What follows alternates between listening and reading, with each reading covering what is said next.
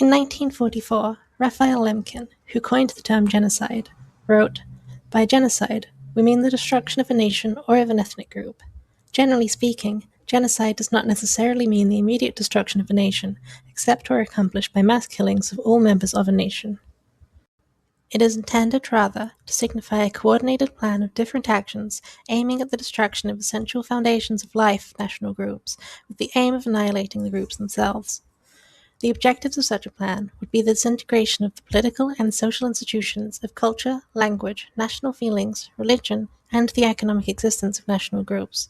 and the destruction of the personal security, liberty, health, dignity, and even the lives of the individuals belonging to such groups.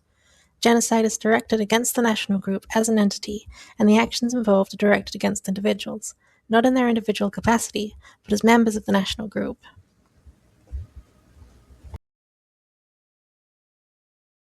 In 1948, the Convention on the Prevention and Punishment of the Crime of Genocide was adopted by the UN General Assembly, defined, in a more limited way so as to appease the major powers of the time, as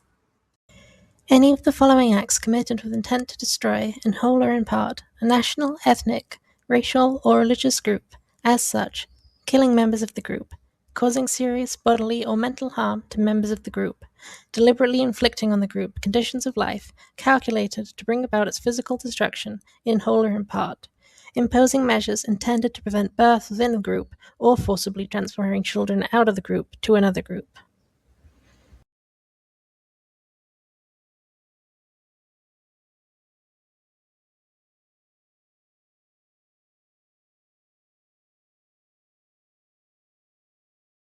In 1981, Jack Porter, former vice president of the International Association of Genocide Scholars, said,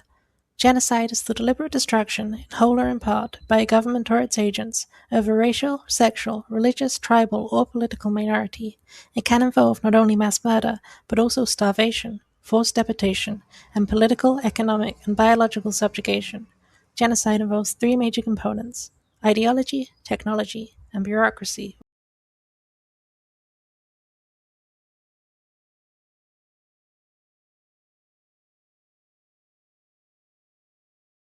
Sociologist Helen Fain, in 1993, said, "Genocide is sustained purposeful action by a perpetrator to physically destroy a collectivity directly or indirectly through interdiction of the biological and social reproduction of group members, sustained regardless of the surrender or lack of threat offered by the victim."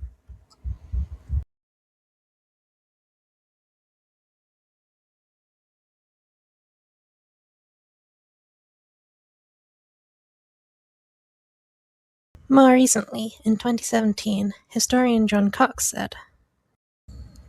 "Genocide is the concerted, coordinated effort to destroy any human group or collectivity as is defined by the perpetrator.